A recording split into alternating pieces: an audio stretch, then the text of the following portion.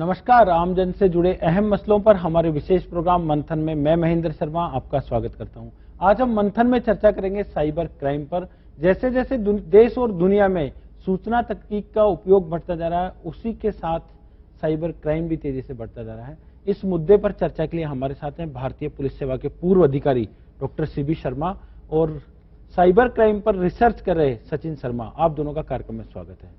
CB Sharma साहब, जिस तेजी के साथ में सूचना तकनीक का विस्तार हो रहा है, उसी तेजी के साथ इसमें अपराध भी बढ़ते जा रहे हैं। क्या है ये बेसिकली ये साइबर क्राइम? देखिए, साइबर क्राइम का ये है कि कंप्यूटर्स हैं या कंप्यूटर जनित, जैसे आपका मोबाइल है, लैपटॉप, सारे जो कंप्यूटर के सारे फॉर्म्स हैं, उनको एज ए टारगेट और एज ए टूल, यदि किसी अपराध कारित करने के अंदर उनको एज ए टूल काम में लिया जाता है, या कि कंप्यूटर को ही एक टारगेट बना के अपराध किया जाता है, तो वो साइबर क्राइम की डेफिनेशन में आता है। तो इसमें कौन कौन से और फॉर्म्स हैं जो ये साइबर क्राइम से जुड़े हुए हैं? देखिए, साइबर क्राइम के अंदर जो आपका कंप्यूटर है, लैपटॉप है, पाम टॉप है, डेस्कटॉप है, आपका मोबाइल है, आपका जो इंटरनेट आप काम में लेते हैं, ईमेल करते हैं, ये सारे के सारे इसको लेके अपराध घटित होते हैं। और इनको अपराधों को हम 3 श्रेणी में बांट सकते हैं। एक तो किसी इंडिविजुअल के साथ में कोई हो, और जो 2 तरह के नुकसान होते हैं, आर्थिक नुकसान भी होते हैं और सामाजिक नुकसान भी होता है। और ज्यादा जाएं, देश को इससे बहुत बड़ा नुकसान होता है। आजकल तो इनको टेररिस्ट काम में लेने लग गए हैं। टेररिस्ट जो है साइबर कोई काम में, कंप्यूटर को, अपने लैपटॉप को, मोबाइल को, ये काम में लेके और टेररिज्म फैलाते हैं। हमारे साथ सचिन भी हैं जो साइबर क्राइम से रिलेटेड रिसर्च कर रहे हैं और आप इसकी सिक्योरिटी के लिए कुछ सॉल्यूशंस भी निकाल रहे हैं। बेसिकली जो ये साइबर क्राइम जो है, इसमें कई तरह की फॉर्म्स में, जैसा अभी सीबी शर्मा साहब ने बताया कि टेररिस्ट भी इसको काम में ले रहे हैं, हमारे आर्थिक अपराध भी इसके जरिए किए जा रहे हैं, बैंकिंग और ये सब एटीएम वगैरह हैक किए जा रहे हैं, और तीसरा एक सोशल मीडिया पर भी बहुत तेजी से इसका मिसयूज हो रहा है। एक्चुअली इसका मिसयूज होने का एक ही कारण है कि लोगों के पास इंटरनेट की पहुंच काफ़ी आसान हो गई है। पहले हम ये कहा करते थे कि किसी भी इंसान की अगर बेसिक नीड्स की बात करें तो वो रोटी कपड़ा मकान होती थी। आज बेसिक नीड्स में इंटरनेट और मोबाइल भी आ गए, तो इंटरनेट के माध्यम से वो काफ़ी आसानी से जुड़ते हैं अपने। आप ये भी कह सकते हो आज की कोई भी इंसान भारत में बैठा हुआ किसी अमेरिका के इंसान से भी बात कर सकता है।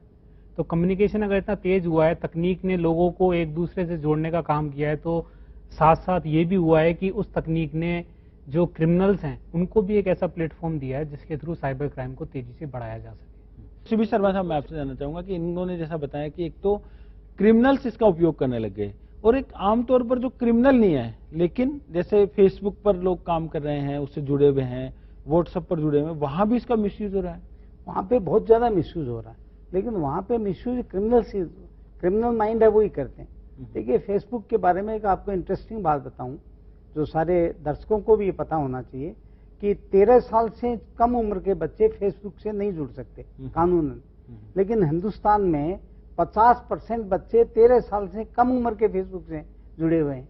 ये अपने आप में ही एक अपराध है। हाँ, एक तो ये हो गया कि सामाजिक प्रदूषण इससे फैल रहा है जी। हमारा जो सामाजिक ताना बाना है उसको ये हर्ट कर रहा है। लेकिन एक इसका दूसरा पार्ट है आपराधिक पार्ट या आतंकवादियों से जुड़ा हुआ पार्ट। उसका आपराधिक पार्ट है ना कि फेसबुक को आपने यदि मान लीजिए पेज को हैक कर लिया और उसको अपने कोई गलत सलत बात पेस्ट कर दी उसके ऊपर, तो सारे वायरल हो जाती है। बिल्कुल। तो उसका पूरे समाज में इम्पैक्ट आता है। समाज में इम्पैक्ट आता है, उसमें छवि खराब करने जैसा काम हो सकता है। छवि खराब तो एक छोटी बात है साहब, छवि क्या है, इससे बड़े बड़े नुकसान हो जाते हैं। इससे दोनों, जैसे समाज के अंदर आपस के अंदर झगड़ा भी हो जाता है, झगड़ा बढ़ जाता है, वैमनस्य हो जाता है, बड़ा अपराध भी हो जाता है। कई बार देखने में आता है कि जो हमारे पास फोन आ रहा है उसमें नंबर और कुछ डिस्प्ले हो रहा है, जो नंबर किसी और नंबर से फोन किया जा रहा है। ये क्या तकनीक है, कैसे? ये बिल्कुल साइंटिफिक तकनीक है, और ये आजकल अपराधी लोग करते हैं और बहुत कॉमन हो गई है कि आपके नंबर दूसरा डिस्प्ले होगा, आपके दोस्त का भी नंबर डिस्प्ले हो सकता है, विदेश का नंबर भी डिस्प्ले हो सकता है, किसी थर्ड पर्सन का भी हो सकता है। आपको ये लगेगा आपके फोन आया, किसी का नंबर डिस्प्ले हो गया मेरा, आप सोचेंगे सीबी शर्मा साहब ऐसा कैसे टेलीफोन कर रहे हैं, बिल्कुल मेरे को तो पता ही नहीं लगेगा। तो इस तरह की ये तो छोटी बात है। बाद में इसको व्यापारिक संगठनों के अंदर भी आप कोई व्यापारिक संगठन में इसको काम में लेके किसी को किसी का आदेश दे दें, उसका गलत इम्पैक्ट आता है, ये अपराध है। सचिन, जैसा अभी बताया सीबी शर्मा साहब ने कि फोन जो है, क्योंकि आप इस तकनीक पर काम कर रहे हैं, किसी दूसरे आदमी का है, तो ये कैसे संभव होता है? सर, आजकल मोबाइल पे जो एप्लीकेशंस आप इंस्टॉल करते हो, स्मार्टफोन को सभी लोग यूज करने लगे हैं। तो स्मार्टफोन में कुछ ऐसी एप्लीकेशंस भी आ रही हैं जिसमें वॉइस ओवर इंटरनेट प्रोटोकॉल के थ्रू लोग अपनी आइडेंटिटी को छुपा सकते हैं या किसी दूसरी आइडेंटिटी से भी लोगों से बात कर सकते हैं। तो इन एप्लीकेशंस के थ्रू वो किसी भी इंसान की आइडेंटिटी चेंज करके किसी भी दूसरे इंसान से बात करने की कोशिश करते जो हैं। साइबर क्राइम में जो इंटरनेट और जो ये तकनीक है, इसका उपयोग करके किस किस चीज को टारगेट किया जा सकता है और किस तरह से किया जा सकता है? सर, टारगेट आप कह सकते हो तो एक इंडिविजुअल को टारगेट किया जा सकता है, एक सोसाइटी को टारगेट किया जा सकता है, एक पूरे देश को टारगेट किया जा सकता है।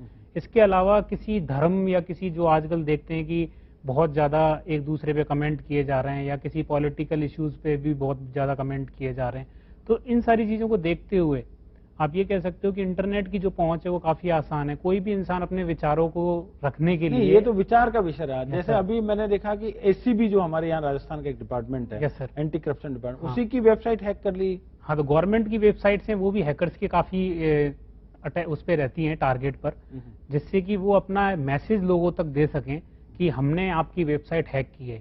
वो कुछ इसमें क्या क्या टारगेट होता है? जैसे लोगों की मेल आईडी टारगेट होती है, उनकी वेबसाइट टारगेट होती है, कंप्यूटर भी टारगेट होते हैं कई बार। इसमें आप ये कह सकते हो कि लोगों की मेल आईडी, उनकी सोशल नेटवर्किंग की जो अकाउंट्स हैं वो भी हो सकते हैं, किसी सेलिब्रिटी का पेज हो सकता है, उनकी वेबसाइट हो सकती है। इसके अलावा उनकी जो पर्सनल इंफॉर्मेशन इंटरनेट पर अवेलेबल है, उनको भी वो चेंज करने की कोशिश करते हैं। जैसे कुछ दिन पहले हमने पढ़ा था कि देश के प्रधानमंत्री का विकिपीडिया चेंज कर दिया। जवाहरलाल नेहरू जो हमारे प्रधानमंत्री हैं, देश के पूर्व प्रधानमंत्री रहे हैं, उनके बारे में कुछ इन्फॉर्मेशन चेंज की थी। तो ऐसे इश्यूज अपनी एग्जिस्टेंस या अपनी उसको पहचान दिलाने के लिए कि हम ऐसा कर सकते हैं, क्योंकि इंटरनेट की कोई वर्चुअल बाउंड्री नहीं है कि आप ये कहो कि ये केवल भारत देश में ही पॉसिबल है। ये पूरे ग्लोबली एक कनेक्टेड नेटवर्क है जिसके थ्रू लोग एक दूसरे से बात करते हैं या अपनी मैसेज लोगों तक पहुंचा सकते हैं। सचिन, मंथन में बातचीत को जारी रखेंगे। अब लेते हैं छोटा सा ब्रेक। ब्रेक के बाद तुरंत मिलते हैं।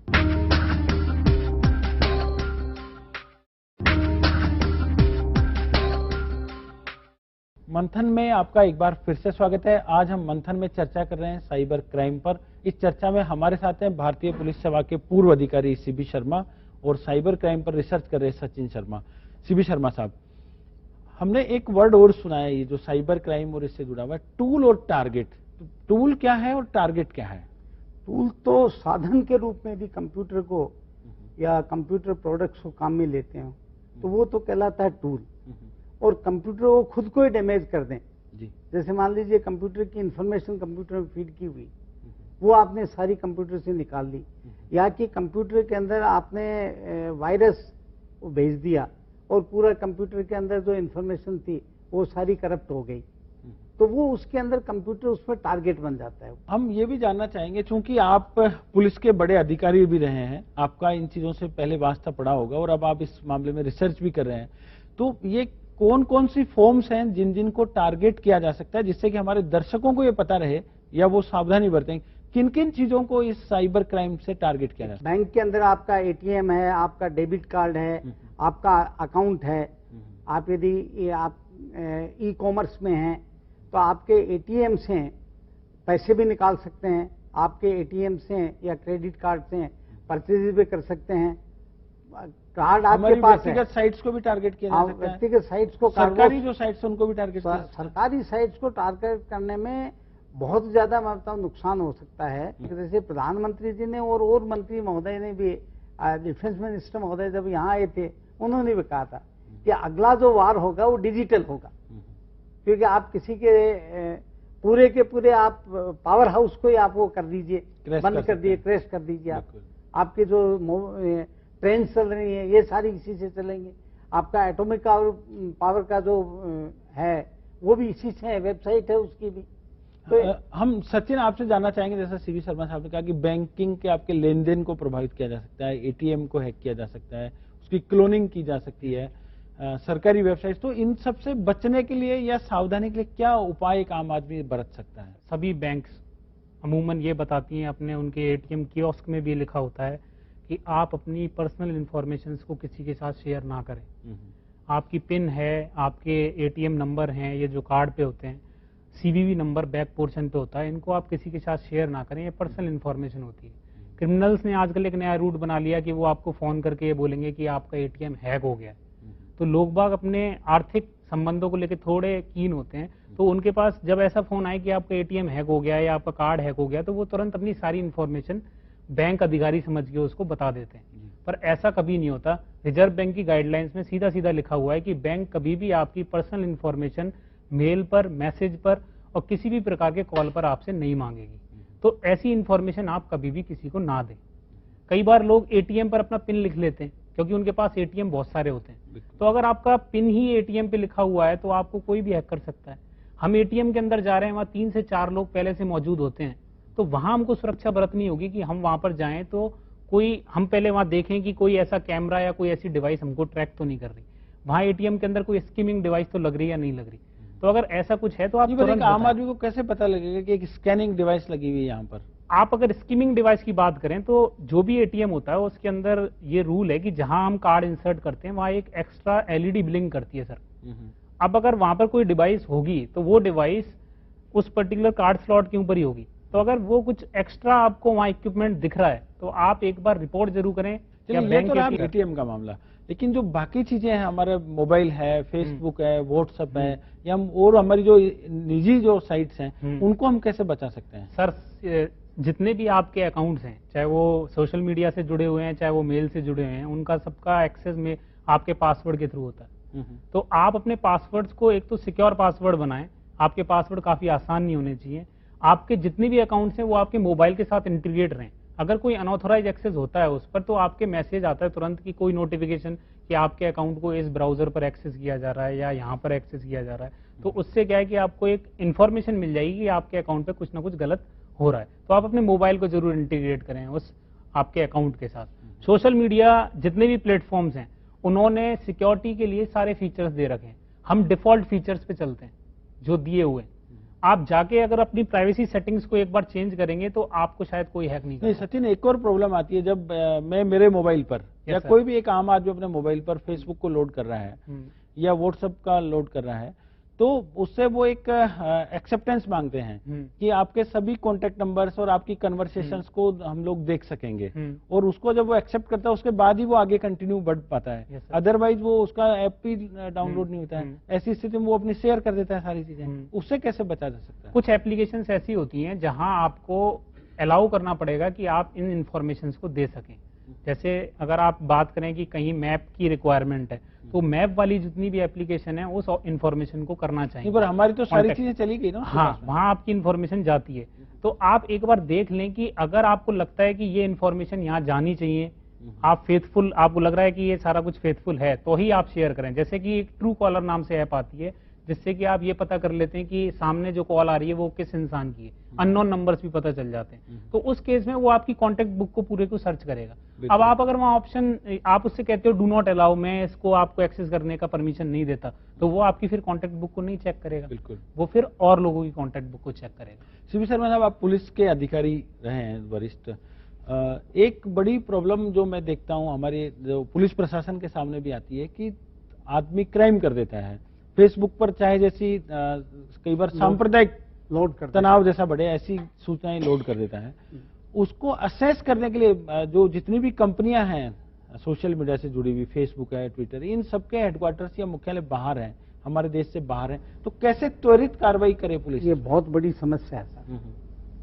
मतलब सारे इनके जो कंपनी जो भी सर्विस प्रोवाइडर्स हैं उनका यहाँ नहीं है जी। तो और कई बार तो वो कोऑपरेट कर देते हैं, कई बार नहीं कोऑपरेट करते हैं। जब नहीं कोऑपरेट करते हैं तो फिर इंटरपोल के मार्फत आप जाते हैं, लंबा प्रोसेस है और ये वास्तव में समस्या है। इसके लिए तो सबसे बढ़िया मैं ये कहूँगा शर्मा साहब, prevention is the best cure, और कोई इसका है नहीं। आप प्रिवेंटिव मेजर्स जितनी ज़्यादा ले सकें उतनी ज़्यादा लीजिए। जैसे अभी इन्होंने बताया था कि आप अपने जो भी अकाउंट है, फेसबुक अकाउंट है, इवन आपका कंप्यूटर है, कोई खोलता है तो आप उसका नोटिफिकेशन यदि अपने मोबाइल नंबर से करते हैं तो आपके मोबाइल नंबर पे इमीडिएटली आ जाता है कि आपकी फेसबुक नहीं, ये तो हुआ कि आम आदमी का प्रिवेंशन की बात हो गई, लेकिन क्या ऐसा भी संभव है कि चाइना जो है उन्होंने फेसबुक को अलाउ नहीं किया अपने कंट्री में, तो क्या हमारे देश की सरकार भी ऐसा कर सकती है कि वो अपने यहाँ पर सर्वर लगाए हमारे देश में? अगर वो सर्वर नहीं लगाते हैं तो उनको यहाँ पर काम करने के लिए अलाउ नहीं किया? देखिए, पॉलिसी मैटर है ये, तो गवर्नमेंट इसके ऊपर जो है हाई लेवल, गवर्नमेंट ऐसा कर तो सकती है, बिल्कुल करना चाहिए ये, क्योंकि वरना तो ये सिक्योरिटी फोर्सेस के लिए बड़ी मुश्किल हो जाएगी। शर्मा साहब, मंथन में बातचीत को जारी रखेंगे। अब हम रुकेंगे छोटे से ब्रेक के लिए, ब्रेक के बाद तुरंत लौटते हैं।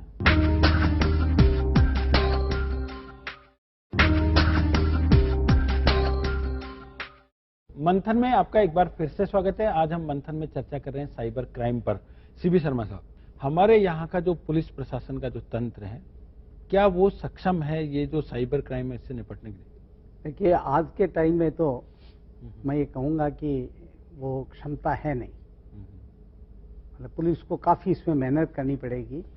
आज स्थिति है कि पूरे राजस्थान के अंदर केवल एक साइबर स्टेशन है, जबकि अपराध हर जगह गांवों में भी होते हैं, शहरों में भी होते हैं, क्योंकि जब आज का यूथ है वो 75% यूथ इससे जुड़ा हुआ है, तो हर जगह होते हैं, गाँवों की में भी है ये, और हर जगह आपका एटीएम है, हर जगह आपके ये लगे हुए हैं, एटीएम मशीन लगे हुए हैं।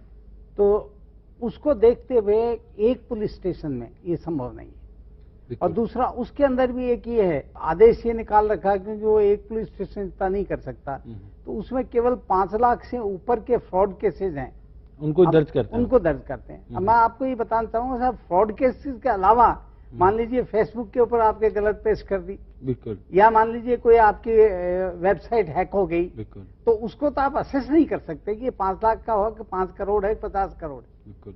फिर दूसरा, जिसके अंदर दो सामाजिक तनाव बढ़ता हो, जिसके अंदर सांप्रदायिक वो हो, लॉ एंड ऑर्डर का हो, वहां वो नहीं।